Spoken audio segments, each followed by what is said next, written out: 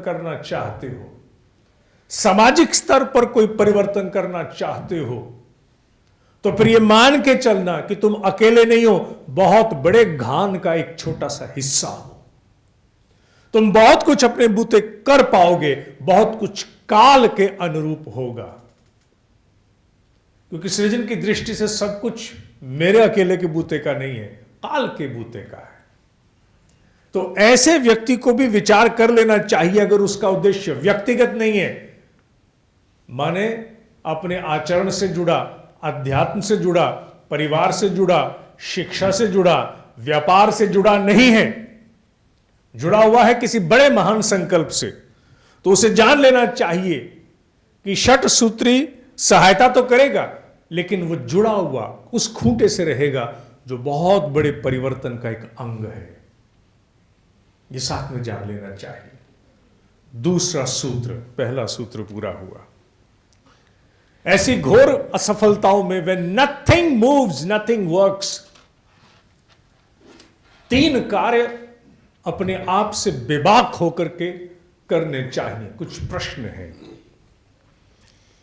पहला प्रश्न, जो मैं पाना चाहता हूं, क्या वो प्राप्त हो सकता है? कल्पना की बात है, कोई व्यक्ति यह सोचने लगे इस पृथ्वी की हर चीज मुझे मिल सकती है, और वो घोषणा कर दे कि अरब की खाड़ी के सारे तेल के कुएं मेरे हो जाए। वो सोचने लगे अमेरिका के सारे खनिज पदार्थ मेरे हो जाए। वो सोचने लगे कि उत्तरी ध्रुव का सारा क्षेत्र मेरा हो जाए। तो ये तो प्राप्त होने वाले लक्ष्य नहीं है, ये उद्देश्य प्राप्त होने वाले नहीं है। इसलिए सबसे पहला प्रश्न उसे अपने आप से दूसरे सूत्र में करना चाहिए, क्या मेरा लक्ष्य, क्या मेरा उद्देश्य प्राप्त हो सकता है कि नहीं? कल्पना चावला ने यह लक्ष्य बनाया था कि मैं तारों को छूना चाहती हूं। तारों को धरती पर लाने का लक्ष्य उसने नहीं बनाया था। तारों को छूना तो प्राप्त हो सकता है उस आयु में जब वो एस्ट्रोनॉट बनने का सोच रही थी, लेकिन तारों को धरती पर लाने का तो नहीं सोचा जा सकता। मैं अपनी आयु में सोचूं कि मैं आज एस्ट्रोनॉट बनना चाहता हूं, तो संभवतः आज वर्तमान वैज्ञानिक प्रगति के अनुरूप यह संभव नहीं है। 30-40 साल बाद हो सकता है यह संभव हो जाए कि मेरी आयु का व्यक्ति भी बड़े आराम से मंगल तक जा सकता है, लेकिन वर्तमान परिप्रेक्ष्य में जितनी वैज्ञानिक उपलब्धि हुई यह संभव नहीं है। ये सारे उदाहरण केवल एक ही प्रश्न की ओर जाते हैं कि सबसे पहले जान तो लो कि जो तुमने सोचा है, जो तुमने लक्ष्य निर्धारित किया है, भले वो शिक्षा से जुड़ा, परिवार से जुड़ा, आचरण से जुड़ा, अध्यात्म से जुड़ा, व्यापार, किसी से भी जुड़ा है, क्या वो प्राप्त हो सकता है? उसके व्यवहारिकता को तो जान लो, क्योंकि व्यवहारिकता को किनारे रख करके अगर कोई व्यक्ति संकल्प बुन लेता है तो संकल्प भले ही हो, लेकिन अगर वह व्यवहारिकता से दूर है, अप्राप्य है, तो यह जान लेना चाहिए कि वह व्यक्ति अपनी ऊर्जा को वर्तमान जीवन में केवल खिन्नता ही प्रदान कर पाएगा। आगामी किसी जीवन में वो कुछ कर पाए, चौथे, पांचवें, छठे में, तो कहा नहीं जा सकता। क्योंकि षट सूत्री को हम लोगों ने संजोया है इस दृष्टि से कि इस वर्तमान जीवन में जो परिवर्तन, जो प्राप्ति हम करना चाहते हैं, उसे संभव कैसे किया जाए, विशेष रूप से उन क्षणों में जब कुछ भी नहीं हो रहा। तो यह सवाल होने जरूरी है। व्यवहार की दृष्टि पर प्रश्न पूछना। सूत्र दूसरा चल रहा है।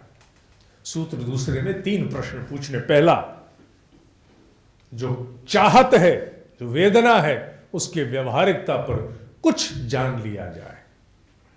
कठिन की चिंता नहीं है, व्यवहारिकता की चिंता है। व्यवहारिकता का निर्णय विवेक लेता है, बुद्धि तो केवल तर्क कुतर्क करना जानती है। दूसरा प्रश्न दूसरे सूत्र में, सूत्र दूसरा ही चल रहा है, 3 प्रश्नों में दूसरा प्रश्न है, क्या मैं इस लक्ष्य को प्राप्त करने की समूची योग्यता रखता हूं? क्योंकि जब तक आपकी एलिजिबिलिटी नहीं है तब तक चाहे क्षेत्र कोई भी क्यों ना हो, प्राप्त होने वाला नहीं है। आसपास की छोटी छोटी बौने लोगों की कुछ सफलताओं को देख करके आप ये निर्णय नहीं ले सकते कि औने पौने को ये मिल गया, मुझे क्यों नहीं मिल रहा है। अधिकांशतः बुद्धि को जब भी कुछ व्यवहारिक समझाने की कोशिश करो तो वो क्या करती है कि भाग्य पर आधारित होकर के कुछ लोगों को, जो भले ही वर्तमान में औने पौने बौने हैं, उनकी सफलताओं को उठा करके लाती है। इसको तो मिल गया, हम ही बुरे थे, भगवान हमसे ही मुंह मोड़ के खड़ा हो गया, जो गलत होना है क्या मेरे ही साथ होना है, ऐसे वैसों को तो मिल गया, कैसे कैसों को मिल गया। यह बुद्धि प्रश्न करती है, लेकिन इस प्रश्न को करने का अधिकारी वो व्यक्ति नहीं है जिस व्यक्ति ने अपने भाग्य को पलटने की ठानी है, जिस व्यक्ति ने अपने भाग्य में हस्तक्षेप करने की सोच ली है। वो व्यक्ति जो ईश्वर को और उसकी क्षमताओं को अपने अनुरूप बाध्य करना चाहता है, ऐसे व्यक्ति को यह प्रश्न करने का अधिकार नहीं है। बाकियों को है, बाकियों को यह पूरा अधिकार है कि वो किसी औने को, किसी बौने को, किसी पौने की सफलता को देखें और भगवान को गालियां निकालें, तेरा बेड़ा गर्क। लेकिन उन्हें यह अधिकार नहीं है जो ये मानते हैं कि मनुष्य अपने भाग्य का निर्माता आप है, जो ईश्वर के हाथ से तूलिका लेकर के अपने लगन में, उसके योग में कोई परिवर्तन करना चाहते हैं। उन्हें यह प्रश्न करने का अधिकार नहीं। उन्हें केवल अपने आप को अपने आईने में देखकर जांचने की चेष्टा करनी है, क्या मेरे पास वो योग्यता है। साइचिन ग्लेशियर वीडियोस देखता हूं आजकल, मैं पहले से ही देखता आ रहा हूं और कोई काम ही नहीं है। और जब इंटरनेट पर वीडियो देखो तो बहुत श्रेष्ठ भी दिखती हैं, औनी पौनी बौनी भी दिखती हैं। साइचिन ग्लेशियर पर मैं एक वीडियो देख रहा हूं, देख चुका हूं। हमारे वर्चस्वी सैनिक वहां पर स्थित है। साइचिन ग्लेशियर पर जाने से पहले बेस कैंप पर बहुत बड़ी तैयारी करनी पड़ती है। एक्लेमेटाइजेशन के अलावा भी बहुत कुछ और करना पड़ता है।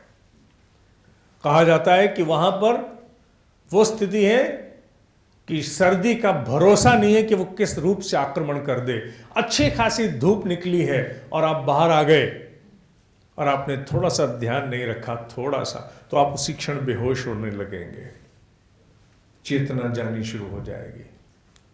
प्रचंड धूप में भी ऐसा हो सकता है। बेस कैंप में जहां से सारी रसद ऊपर हेलीकॉप्टर से गिराई जाती है, वहां जाकर के लोगों को कई कई दिन तक रखा जाता है। और वहां तक भी केवल वो पहुंचते हैं जो फिटेस्ट हैं।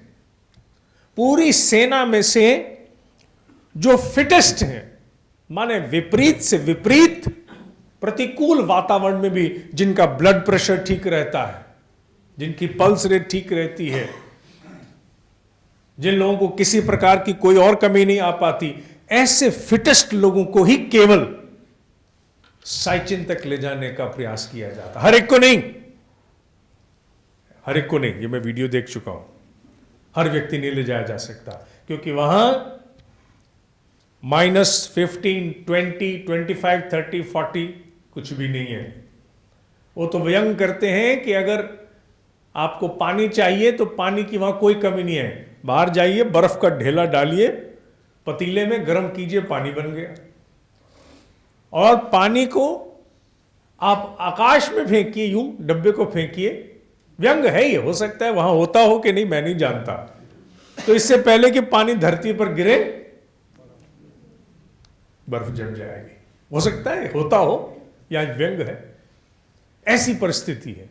मनुष्य के शरीर में से प्रतिपल, मैं विषय समझा रहा हूं कि पहले अपनी योग्यता की जांच कर लेनी चाहिए। मैंने शरीर को सबसे पहले उदाहरण ले लिया, मन बाद में आता है। मनुष्य को जान लेना चाहिए मैं कितने पानी में हूं। वहां कहते हैं कि पानी मनुष्य के शरीर में अगर नहीं है तो यूं मरेगा, क्योंकि वह इतनी सूखी सर्दी है। आपके शरीर के जितनी भी कोशिकाएं हैं उनमें जितना भी जलांश है वो उसको तुरंत जाके सुखाना शुरू करती है। इसलिए वहां पानी की प्यास नहीं है तो भी पीना पड़ेगा। भोजन की भूख कम हो जाती है। 6 से 7 रोटी खाने वाला जवान 2 से 2.5 रोटी पर आ जाता है। भूख नहीं है तो भी खाना पड़ेगा, इसलिए चॉकलेट का इस्तेमाल सबसे ज्यादा किया जाता है, क्योंकि चॉकलेट से ऊर्जा तत्काल तत्क्षण मिलती है। प्यास नहीं तो पीना, भूख नहीं तो खाना, ऐसे बहुत सारे काम वहां करने पड़ते हैं। और उसके बाद भी ऊपर पहुंचने पर बहुत से लोग कठोर रूप से बीमार पड़ते हैं। उन्हें बेस कैंप पर लाकर के कुछ उपचार किया जाता है, फिर नीचे बड़े अस्पतालों में लाया जाता है। यह विचार करना बड़ा आवश्यक है कि क्या मैं उस योग्यता को रखता हूं। वो सैनिक जो फिटेस्ट है वो साइचिन ग्लेशियर की चढ़ाई से पहले बेस कैंप पर घोषणा कर सकता है मैं फिटेस्ट हूं, मुझे कोई तैयारी की आवश्यकता नहीं, आई एम द फिटेस्ट। उस पर भी उसे वहां रख करके अनेकों प्रकार से तैयार करते हैं, धीरे धीरे ऊपर चढ़ाते हैं। क्यों? क्योंकि बिना एलिजिबिलिटी के महाराज शरीर भी नहीं चलता।